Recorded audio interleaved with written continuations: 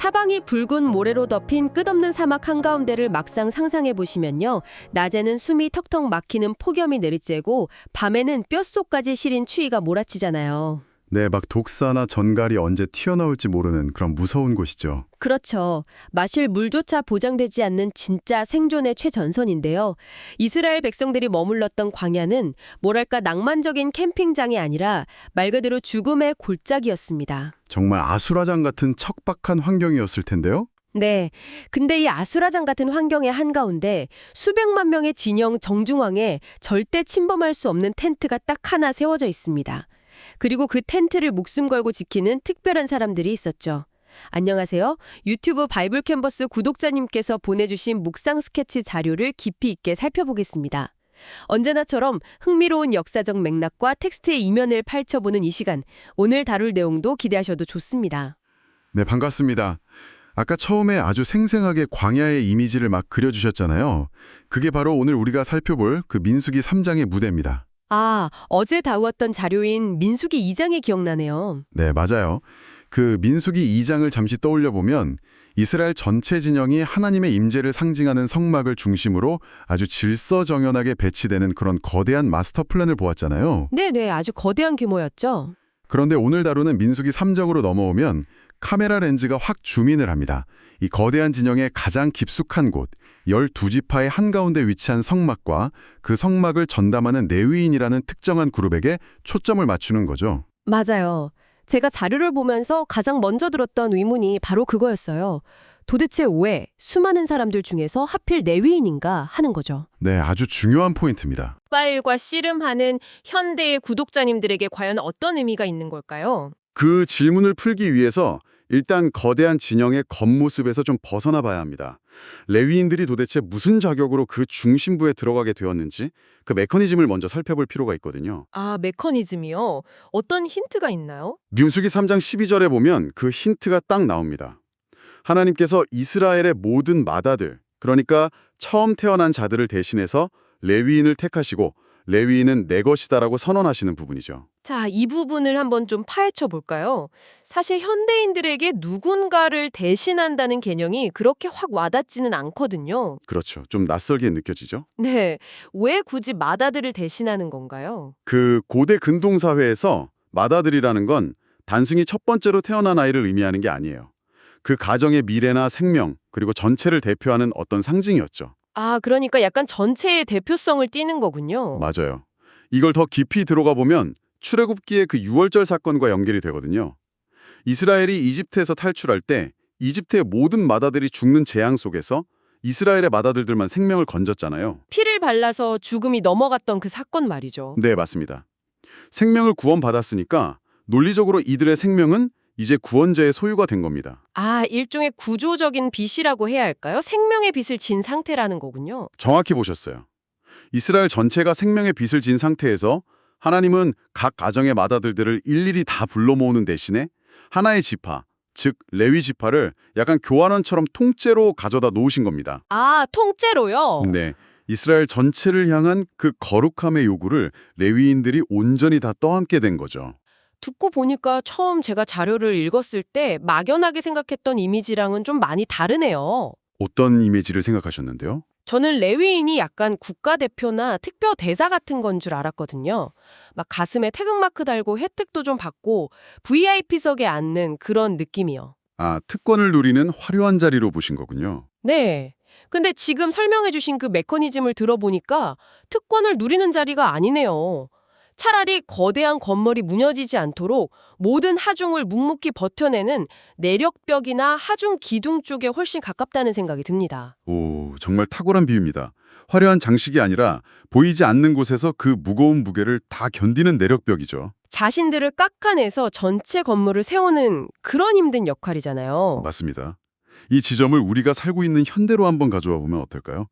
이 자료는 우리 구독자님들 역시 각자의 삶의 자리에서 이 시대의 레위인, 즉 왕 같은 제사장으로 부름받았다고 이야기를 하거든요. 아, 우리 구독자님들이 현 시대의 레위인이라는 거군요. 네, 그러니까 우리가 부름받은 목적이 결코 나 개인의 성공이나 무사한 일에 있지 않다는 걸 아주 강력하게 시사하는 거죠. 그렇다면 내가 속한 직장이나 가정에서 타인이 짊어져야 할 어떤 책임이나 무게를 내가 대신 기꺼이 져주는 것, 그것이 현대를 살아가는 레위인의 역할이라는 거네요. 그렇습니다. 가끔 사람들은 자기 혼자만의 어떤 내면의 평안을 누리거나 세상과 동떨어져서 고상하게 명상하는 것을 진정한 영성이라고 착각하곤 하잖아요. 아, 혼자 조용히 산에 들어가서 수양하는 그런 거요? 네. 하지만 오늘 자료가 말하는 진정한 부름의 목적은 철저히 공동체를 대신해서 그 흙먼지 날리는 삶의 현장 한가운데서 하나님의 뜻을 실현하는 아주 무겁고 실천적인 직무입니다. 지성적으로 볼 때 누군가 일부가 헌신하고 무게를 견딤으로써 공동체 전체가 유지되게 만드는 것이 바로 고대로부터 이어져 온 질서라는 거군요. 정확합니다. 혼자 깨끗한 척하는 내면 수양이 아니라 삶의 하중을 버티는 내력벽이 되어라. 머리가 좀 복잡해지면서도 되게 맑아지는 기분입니다. 근데 여기서 이 텍스트가 주는 약간 감정적인 부분, 정서적인 면을 좀 건드려보고 싶어요. 어떤 부분이 마음에 걸리셨나요? 솔직히 말해서 다른 사람들의 짐을 대신 지는 하중기둥이 되어야 하고 심지어 내 존재가 온전히 하나님의 소유가 된다니 이거 너무 숨막히는 요구 아닌가요? 무거운 요구처럼 들리는 게 당연하죠. 특히나 요즘같이 개인의 자율성을 가장 중시하는 시대에는 더더욱 그럴 겁니다. 여기서 정말 흥미로운, 아니 솔직히 좀 불편한 지점이 이겁니다. 우리 시대 구독자님들에게 누군가의 소유가 된다는 말은 곧 자유를 박탈당하거나 구속받는다는 뜻이잖아요. 그렇죠. 긍정적인 뉘앙스는 아니죠. 심지어 약간 독성 있는 관계에서나 할 법한 가스라이팅처럼 들릴 수도 있어요. 내 삶의 주인은 나다라는 게 현대사회의 유일한 진리인데 수천 년 전 텍스트가 너는 내 것이다라고 선언하는 게 어떻게 은혜나 기쁨이 될 수 있다는 건지 저는 여전히 좀 의문이 남습니다. 아주 현실적이고 날카로운 반론입니다.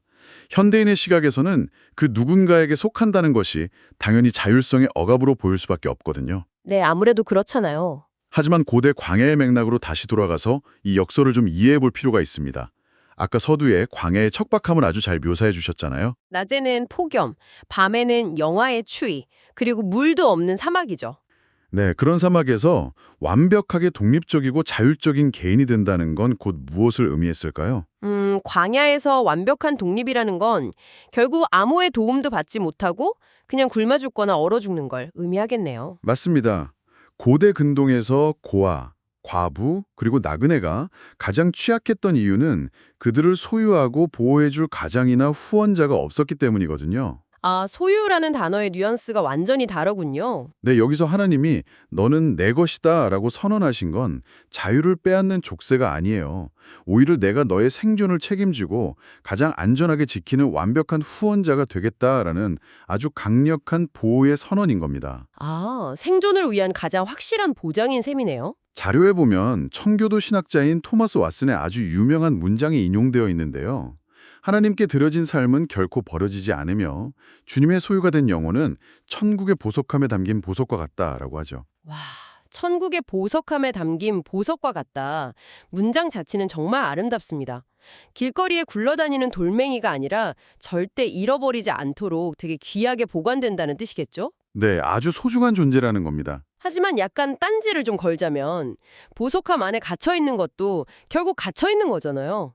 막 장식품처럼 수동적으로 존재해야 한다는 느낌을 지울 수가 없네요. 충분히 그렇게 생각하실 수도 있겠네요. 하지만 여기서 말하는 보석함은 답답한 진열장 안에 꽁꽁 가둬둔다는 의미가 전혀 아닙니다. 그럼 어떤 의미인가요? 광야 한가운데서 성막의 위치를 다시 한번 생각해 볼까요? 성막 위에는 항상 불기둥과 구름기둥이 머물렀습니다. 하나님의 임재를 상징하는 아주 강력한 표시였죠. 아, 성막 바로 위에 있었죠. 맞아요. 레위인들은 이스라엘 진영 중에서도 이 불기둥과 구름기둥이 있는 성막에 가장 가까이 텐트를 치고 살았거든요.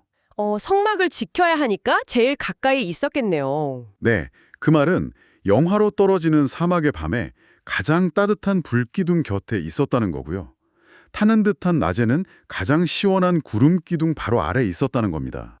와, 진짜 그렇네요. 생존 확률이 가장 높은 명당 자리였군요. 하나님의 소유가 되었다는 건 옴짝달싹 못하게 갇히는 게 아니라 생명을 유지할 수 있는 유일한 근원에 가장 단단하게 연결되어 있다는 뜻입니다. 아, 갇히는 게 아니라 생명줄에 연결되는 거군요.